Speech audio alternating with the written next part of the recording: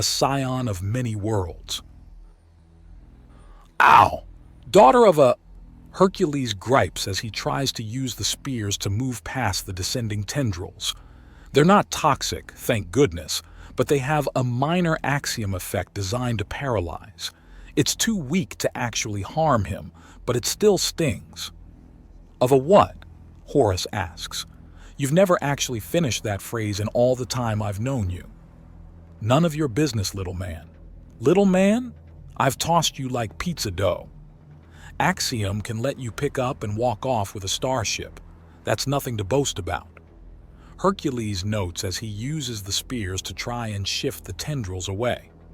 They're not being aimed anymore, but they're still more than alive enough to attack. There's no stinger, but physical contact with the tendrils is completing a very primitive but very effective axiom circuit that causes a painful jolt of axiom energy. At least it's only axiom for Hercules. There's electricity in the water, but he has an undaunted brand and it's not hurting him. But it's very, very uncomfortable. God damn it! He exclaims as a tendril lands on his tail and he shoots forward, and damn the consequences. He slams into a few mucus sharks on the way out, and the smaller creatures panic and scatter even as the jellyfish creature continues to fall behind him. Once he has an appropriate distance, he turns around and gives out another axiom pulse. The tendrils and ravaged remains of the main body light up orange again as it continues to settle downwards. He swims over it and lowers a body and uses a spear to poke at it a bit, to see if there's some kind of reaction. Whatever these creatures call a nervous system, he's clearly broken, its ability to communicate with itself. It can't move anymore. Kind of ironic for a creature that paralyzes its target. But that's how it's done. Short of possibly putting it through a grinder, it's about as dead as he can make it. Maybe he can shove it down a thermal vent or something, cook it in the boiling water, or hell, weigh it down and have it go all the way down to the lava. He snorts a bit and reorients himself before going back to his sweep.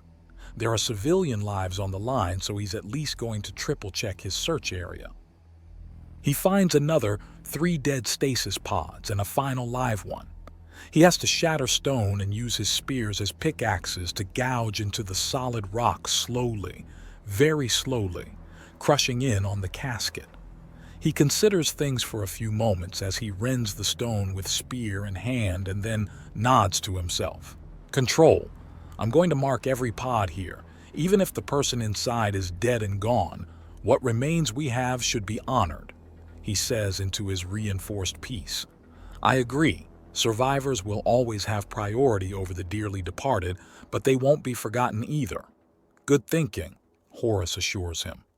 Right, well, I'm going to give this area another few sweeps for good measure. The idea of sleeping at the bottom of this trench for 1,000 years is giving me the creeping horrors. Understood. My actions or the creeping horrors? Yes, Horus answers, and there's a lot of teeth in Hercules' smiles. Understood. Beginning the second round of sweeps. Fortunately, or perhaps unfortunately, there are no more caskets to be found, which makes him rather paranoid. They were in batches of 30. Where did the extra 4 come from? A gigantic sea creature with 10 mouths, 20 eyes, and nearly 24 different grasping appendages emerges from the water in all of its terrible. Charizard mocks as Hercules rises up out of the water and climbs onto the ramp of the ship.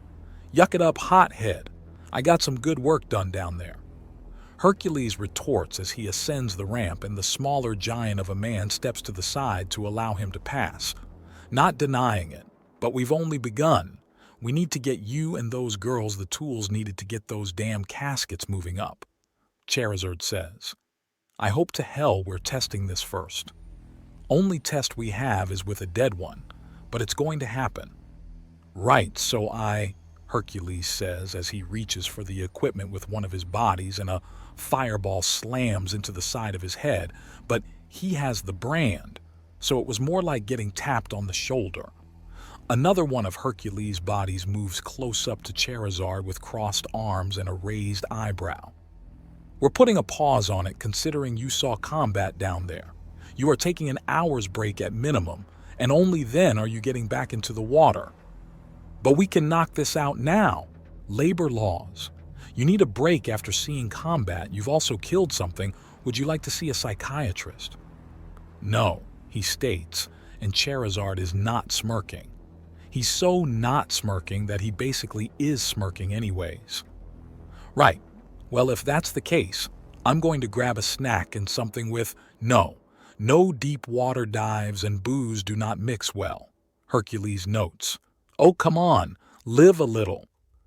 That's why I shouldn't drink. I want to live, Hercules says dramatically before he hands over his gear. I'll be in the nearby break room.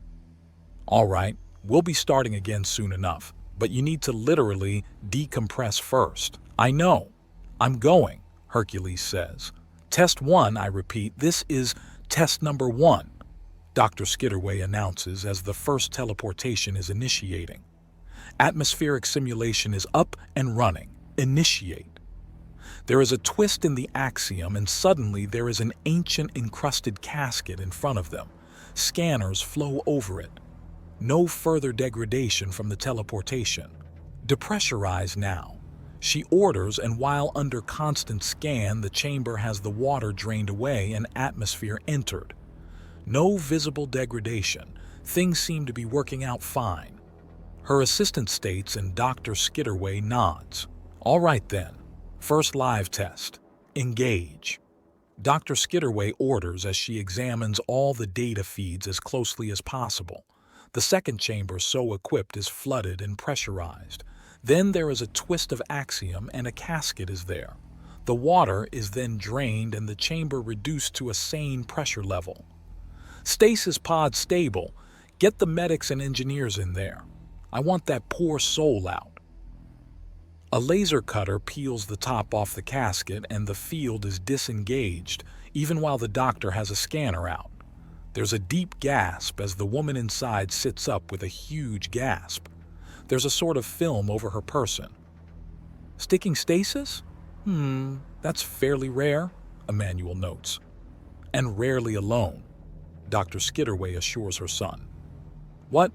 Why is everything gray? The woman asks with an unidentifiable accent in her galactic trade. Stasis blindness. You're going to be all right. There's just a concentration of slowed time in your eyes. Oh, isn't that rare? As is sticking stasis, but you've got both, the doctor says.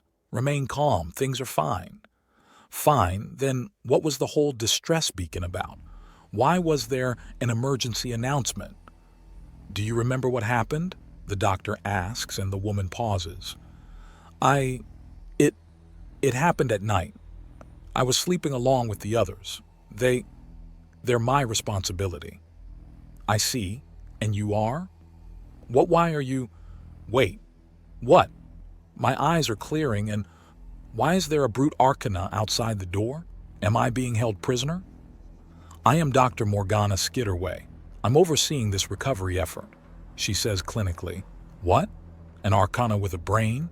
Where am I? Who are you people? You're in the training hospital and research facility I run. I am, as I've already said, Dr. Morgana Skitterway. You are on the world of Lacron in wild space. Wild? Wait, no. It's at the edge of frontier space. No, it's been reclassified as wild space. What are you talking about? A decision like that takes decades, and the nest. What happened? Did the ship crash? Are you part of the rescue operation? She asks. We are. Unfortunately, the situation is a fair bit more complicated than you think. Your ID has been lost for one. Can we have your name? The doctor asks, even as the last few wisps of stasis energy finally dissipate. I am Guinevere Buckets. Wait. Where are the others? Where are my boys? She asks. We were about to ask about that, Miss Buckets. A lot of data has been lost, and how? How can data be lost on that scale? I'm part of a rehabilitation and mercy mission after the latest cloning screw-up. How can that be forgotten so easily? Ma'am, please calm down. It's not helping. the doctor says. Not helping? What do you even mean? Where are they? It's a simple question. Answer it. I'm going in, Emmanuel states. His mother offers no protest and simply nods as he engages the door and seems to float into the room. What are you, what? Guinevere asks before trailing off in shock. I am Emmanuel Skidderway, the first primal Earthani. I am one of the greatest authorities upon Lacren. What? But there are a primal Earthani? A primal man? She demands, and he kneels down to only mostly tower over her rather than to completely tower over her. Yes, the nest suffered cataclysmic damage and the vast majority of the people upon it died. We've just recovered a large number of viable stasis pods and we woke you up first. Hopefully you can provide answers. How much time has passed it? She looks around the room again and she gives the pod her attention. She runs her hand down it and pulls it back as she cuts her finger on a barnacle. She leans down and examines things. This has fossilized. You've been in stasis for a millennia. The initial distress calls were missed, and it's only now that Lacren is being rescued. My boys! How many of my boys survived? Ma'am, over 150 men in stasis have been recovered. There were 300, she says in a tone of utter horror. Ma'am, what is your relationship to those men? It's complicated. Believe me, I'm an expert in complicated. Oh yeah? Try me. 300 years ago, I died. This body was a clone that was originally going to be used for organ donation and to try and finally let go of losing me. My mother used the empty shell in an experiment, so she placed a copy of an alien's mind into it and blasted it to a lost colony reduced to primitivism she found, called Lacren. Shenanigans ensued and I get it. You're familiar with weird, but I've only just begun. I haven't even gotten close to how I became a primal. He protests and she rolls her eyes before rising up. Her legs are wobbly. Stasis step. I think that's 3 different symptoms. Damn, I really was in for a long time. Guinevere notes as she rises and Emmanuel stands up fully. Good goddess, you're huge. That's another complication. Speaking of though, may I hear yours? I lost my son to an accident and donated the body to medical science. It was stolen and used as the biological base for a massive cloning operation. I brought them onto the nest so they'd have a chance to make their own lives, and his claws are capable of peeling open the side of a starship. They're hard enough to buckle hull plating with a punch. Yet they're also delicate and gentle enough to comfort a woman breaking down emotionally and pull her close to his fuzzy, floofy shoulder so she can bury her face in his fur and wail without consequence. You're going to be all right. Lacren has survived, and so have you. You will endure. You will live. And many, many of your sons will as well. It wasn't the proper thing to say, but it was fairly close. He carries her out of the chamber and into the nearby medical hall. As he does this, his mother starts working on evacuating all the men from their stasis pods one after another. Stasis sicknesses run rampant, but there are no complications in actually waking them up. Even those who had been at the very depths of the ocean are retrieved, but no one takes the news well, especially when the actual number comes out. 1,000 years, Guinevere demands in horror.